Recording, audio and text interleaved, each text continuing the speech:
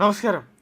Indian revenue സർവീസിലെ ഉദ്യോഗസ്ഥനായിരുന്ന Aravind Kejriwal ജോലി രാജിവെച്ചുകൊണ്ടാണ് രാഷ്ട്രീയത്തിൽ ഇറങ്ങിത്തിരിച്ചത്. ഇപ്പോൾ തന്നെ അഴിമതികളെല്ലാം തുടച്ചു നീക്കുമെന്ന് പറഞ്ഞുകൊണ്ടാണ് അണ്ണാ ഹസാരെ ഉൾപ്പെടെയുള്ള നേതാക്കളെ കൂട്ടുപിടിച്ചുകൊണ്ട് 2012 ആം ആദ്മി എന്ന ഒരു രാഷ്ട്രീയ പാർട്ടിക്ക് അരവിന്ദ് കെജ്രിവാൾ തുടക്കം കുറിച്ചത്. അതിന്റെ ചിഹ്നമെന്ന് പറയുന്നത് ചൂലായിരുന്നു. അഴിമതികൾ തുടച്ചു നീക്കാൻ എന്ന് പറഞ്ഞുകൊണ്ടാണ് ചൂല് ഒരു ചിഹ്നമായി തന്നെ വേണം എന്നൊക്കെ പറഞ്ഞുകൊണ്ടാണ് മുഖ്യ തെരഞ്ഞെടുപ്പ് കമ്മീഷന് മുമ്പാകെ ഇവരൊരു നിർദ്ദേശം മുന്നോട്ട് വെച്ചത്. ആദ്യമൊക്കെ നല്ല രാഷ്ട്രീയ നേതാവിനെ പോലെയൊക്കെ അഭിനയിച്ചായിരുന്നു അരവിന്ദ് കെജ്രിവാൾ പെരുമാറിയത് എങ്കിൽ ഭരണം കിട്ടിയപ്പോൾ ഒരു അഴിമതിക്കാരനായി മാറുകയാണ് ചെയ്തത്. കൂടാതെ ജനങ്ങളുടെ നികുതിപ്പണം ഒക്കെ കൊണ്ട് സ്വന്തമായി ഒരു കൊട്ടാരം പോലത്തെ ഒരു മാളിക അരവിന്ദ് കെജ്രിവാൾ സ്വന്തമായി തയ്യാറാക്കുകയും ചെയ്തു. അങ്ങനെ അരവിന്ദ് കെജ്രിവാളിന്റെ ഓരോ ഉടായ്പകളും പുറത്തു വരാൻ തുടങ്ങിയതോടെ അണ്ണാ ഹസാരെ വരെ പറഞ്ഞു, ഇയാൾ ഗജ ഫ്രോഡാണ്, ഇയാളെ കൂടെ കൂട്ടാൻ പറ്റില്ല, ഒരു പഠിച്ച അഴിമതിക്കാരനാണെന്ന് അണ്ണാ ഹസാരെ വരെ പറയുന്ന ഒരു കാഴ്ചപ്പാടിലേക്ക് കാര്യങ്ങൾ പോയി. നിലവിൽ എന്താണ് ഹൈക്കോടതിയിൽ സംഭവിച്ചത്? വനിതാ ജഡ്ജിയെ മാനസികമായി ഒന്ന് തളർത്താൻ ശ്രമിച്ച കെജ്രിവാളിനെ ചവിട്ടിക്കുട്ടി ഭിത്തിയിൽ തൂക്കിയിരിക്കുകയാണ് ഹൈക്കോടതി ജഡ്ജിയായ ജസ്റ്റിസ് സുവർണകാന്ത് ശർമ്മ. അതായത് സെഷൻസ് കോടതിയെ സ്വാധീനിച്ച് തന്റെ അഴിമതിയെ വെള്ളപൂശാനും താൻ അഴിമതി കാണിച്ചിട്ടില്ല എന്നൊക്കെ വാദിക്കാൻ ശ്രമിച്ച കെജ്രിവാളിനെ പഞ്ഞിക്കിടുന്ന കാഴ്ചയാണ് നമ്മൾ കണ്ടത്. മുഖ്യമന്ത്രി ആയിരിക്കെ അഴിമതി നടത്തി ജയിലിലായി. ജാമ്യത്തിനായി സെഷൻസ് കോടതി, ഹൈക്കോടതി, സുപ്രീം കോടതി എന്നീ കോടതികളെ സമീപിച്ചു. മണിക്കൂറിന് കോടികൾ വിലയുള്ള വക്കീലിനെ ഉപയോഗിച്ച് വാദിച്ചു. എന്നിട്ടും സുപ്രീം കോടതി ജാമ്യം കൊടുത്തില്ല.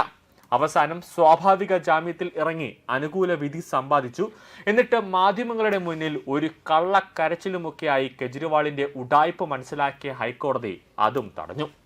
വിശദമായി വാദം കേൾക്കുന്ന വേളയിൽ ജഡ്ജിയായ ജസ്റ്റിസ് സ്വർണകാന്ത് ശർമ്മയെ സംഘപരിവാർകാരി എന്ന് വിളിച്ച് വ്യക്തിപരമായി അധിക്ഷേപിക്കാൻ നോക്കുകയും വേറെ ബെഞ്ചിലേക്ക് ഈ കേസ് മാറ്റാൻ ആവശ്യപ്പെട്ട് ഹർജി നൽകുകയും ചെയ്തു.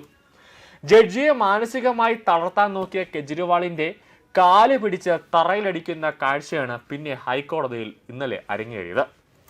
കെജ്രിവാളിന് ഈ ബെഞ്ചിനെ സ്വാധീനിക്കാൻ സാധിക്കാത്തത് കൊണ്ടാണ് കേസ് മാറ്റാനായിട്ട് നോക്കിയത്. ദില്ലി മദ്യനയ അഴിമതി കേസുമായി ബന്ധപ്പെട്ട് കേസ് കേൾക്കുന്നതിൽ നിന്ന് പിന്മാറണമെന്ന് അരവിന്ദ് കെജ്രിവാളിന്റെ അപേക്ഷ ഹൈക്കോടതി ജസ്റ്റിസ് സ്വർണകാന്ത് ശർമ്മ തന്നെ തള്ളുകയായിരുന്നു.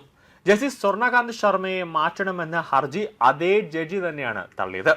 കെജ്രിവാൾ ഉന്നയിച്ച പക്ഷപാത ആരോപണങ്ങൾക്ക് എണ്ണിപ്പറഞ്ഞാണ് ജഡ്ജി മറുപടി നൽകിയത്. സമ്മർദ്ദം ചെലുത്തിയും സാമൂഹ്യ മാധ്യമങ്ങളിലൂടെ അസത്യം പ്രചരിപ്പിച്ചും കോടതിയുടെ വിശ്വാസ്യത ഇടിക്കാനുള്ള നീക്കത്തിന് കൂട്ടുനിൽക്കാനാകില്ല എന്ന് 2 മണിക്കൂറിലധികം നീണ്ടുനിന്ന വിധി പ്രസ്താവനയിൽ ജസ്റ്റിസ് സ്വർണകാന്ത് ശർമ്മ പറഞ്ഞു. മദ്യനയ കേസിൽ അരവിന്ദ് കെജ്രിവാളിനെ കുറ്റവിമുക്തനാക്കിയ വിചാരണ കോടതി വിധിക്കെതിരെ CBI നൽകിയ അപ്പീലാണ് ഹൈക്കോടതിയിലെത്തിയത്. അതിൽ ഏറ്റവും പ്രധാനപ്പെട്ട കാര്യമെന്ന് പറയുന്നത് തന്റെ മക്കൾ കേന്ദ്ര സർക്കാരിന്റെ കേസുകൾ കൈകാര്യം ചെയ്യുന്ന അഭിഭാഷകരാണ് എന്നതും പക്ഷപാതം ആരോപിക്കാൻ ഒരു പ്രധാന കാരണമല്ല. തന്റെ മക്കൾക്ക് ഇഷ്ടമുള്ള തൊഴിൽ തിരഞ്ഞെടുക്കാൻ അവകാശമുണ്ട്. രണ്ടാമതായി പറയുന്നത് രാഷ്ട്രീയക്കാരുടെ മക്കൾ രാഷ്ട്രീയക്കാരും അഭിഭാഷകരുടെ മക്കൾ അഭിഭാഷകരായും രാജ്യത്ത് മാറുന്നുണ്ട്. ഇതിലൊരു തെറ്റുമില്ല. സോളിസിറ്റർ ജനറൽ തുഷാർ മേത്ത തന്റെ മക്കൾക്ക് കൂടുതൽ കേസ് നൽകുന്നു എന്ന വാദം തെറ്റാണ്. ഇതൊന്നും ജഡ്ജി എന്ന നിലയിലുള്ള തന്റെ ചുമതലയെ ഒരിക്കലും ബാധിക്കുന്നില്ല. സംഘപരിവാർ സംഘടനയായ അഭിഭാഷക പരിഷത്തിന്റെ പരിപാടിയിൽ പങ്കെടുത്തത് നിയമ പരിപാടി എന്ന നിലയിലാണ്. ഇത്തരം നിരവധി പരിപാടികളിൽ താൻ പങ്കെടുക്കാറുണ്ട്.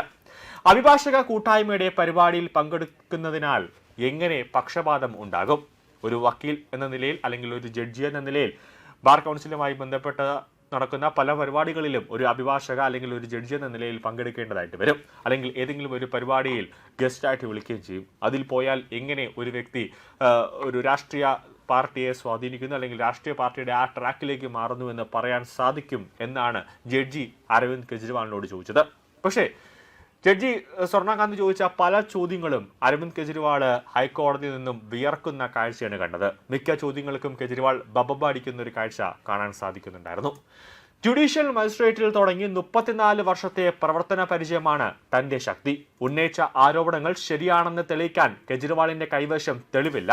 അതായത് വെറുതെ വാ കൊണ്ട് മാത്രം പറഞ്ഞിട്ട് കാര്യമില്ല, എൻ്റെ മുന്നിലേക്ക് തെളിവുകൾ വയ്ക്കൂ, ഞാൻ ഒരു സംഘപരിവാർകാരിയാണ്, ഞാൻ BJP സപ്പോർട്ട് ചെയ്യുന്ന ഒരു കാര്യമാണ്, ഞാൻ പക്ഷപാതം കാണിക്കുന്ന ഒരു ജഡ്ജിയാണ് എങ്കിൽ അരവിന്ദ് കെജ്രിവാൾ എൻ്റെ മുന്നിലേക്ക്, കോടതിയുടെ മുന്നിൽ, അതായത് ഹൈക്കോടതിയുടെ മുന്നിലേക്ക് വ്യക്തമായ തെളിവ് വെച്ചാൽ ഞാൻ അംഗീകരിക്കാം. അല്ലാതെ വെറുതെ ഇരുന്നുകൊണ്ട് വാ കൊണ്ട് സംസാരിച്ചിട്ട് കാര്യമില്ല, ഞാൻ മുൻ മുഖ്യമന്ത്രി ആയിരുന്നു, അല്ലെങ്കിൽ ആം ആദ്മി പാർട്ടിയുടെ തലപ്പത്തിരിക്കുന്ന അമരക്കാരനാണ്, അതിൻ്റെ ഫൗണ്ടറാണ് എന്നൊക്കെ പറഞ്ഞിട്ടൊന്നും ഒരു കാര്യമില്ല എന്ന് ജഡ്ജി അരവിന്ദ് കെജ്രിവാളിനെ നിർത്തിപ്പൊരിക്കുന്ന ഒരു കാഴ്ചയാണ് കണ്ടത്. ജഡ്ജിക്കെതിരെ ഉന്നയിച്ച ആരോപണം കോടതിക്ക് എതിരായ ഒരു നീക്കമാണ്. അരവിന്ദ് കെജ്രിവാൾ താൻ നിരപരാധിയാണെന്ന് വാദിക്കാം, എന്നാൽ ജഡ്ജി ഒരു കളങ്കിതയാണെന്ന് പൊള്ളയായ വാദം ഉന്നയിക്കരുതെന്നും ജഡ്ജി പറയുന്നുണ്ട്.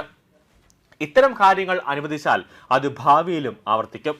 ശക്തരായ ഹർജിക്കാർക്ക് ഏത് ജഡ്ജിയെയും ആക്രമിക്കാൻ ഇത് വഴിവെക്കുമെന്ന് ചൂണ്ടിക്കാട്ടിയാണ് ഹൈക്കോടതി ആവശ്യം തള്ളിയത്. പിന്മാറിയാൽ ജുഡീഷ്യൽ അന്തസ്സിനെ അത് ബാധിക്കുമെന്നും കോടതി നിരീക്ഷിച്ചു. പുറത്തു നിന്നുള്ള സമ്മർദ്ദങ്ങൾ അനുവദിക്കില്ല എന്നും ഭരണഘടന ഉയർത്തിയാണ് മുന്നോട്ട് പോകുന്നതെന്നും ജസ്റ്റിസ് സ്വർണകാന്ത് ശർമ്മ പറഞ്ഞു. CBI അപ്പീലിൽ ഈ മാസം 29-ന് വീണ്ടും വാദം കേൾക്കും. സിംഹത്തിന്റെ മുന്നിലാണ് അരവിന്ദ് കെജ്രിവാൾ ഹർജിയുമായി പോയതെന്ന് ആം ആദ്മിക്കോ അരവിന്ദ് കെജ്രിവാളിനോ അറിയില്ലായിരുന്നു. ഈ ജഡ്ജിമാര് 100% സുതാര്യമായ ഒരു ജഡ്ജിമാരാണ് എന്ന് പറയാൻ പറ്റില്ല. കാരണം പല ജഡ്ജിമാരും കൈക്കൂലികളൊക്കെ വാങ്ങിക്കുന്നുണ്ടായിരുന്നു. അതിൽ ഒരു ജഡ്ജി തന്നെ ഇപ്പോൾ പുറത്താക്കാനായിട്ട് ഇംപീച്ച് ചെയ്യാനായിട്ടുള്ള ഒരു നടപടിക്രമങ്ങളിലേക്ക് നിൽക്കുന്നുണ്ട്. അങ്ങനെ അരവിന്ദ് കെജ്രിവാൾ പല ജഡ്ജിമാരെയും സ്വാധീനിച്ചു എന്നടക്കമുള്ള വാർത്തകൾ ദേശീയ മാധ്യമങ്ങൾ റിപ്പോർട്ട് ചെയ്യുന്നുണ്ട്. ആ വഴിയിൽ ഒന്ന് നോക്കിയതാണ്. പക്ഷേ അരവിന്ദ് കെജ്രിവാളിനെ മൊത്തത്തിൽ വലിച്ചു കീറി ഹൈക്കോടതിയുടെ ചെവിരിൽ ഒട്ടിക്കുന്ന ഒരു കാഴ്ചയാണ് ഇന്നലെ കണ്ടത്.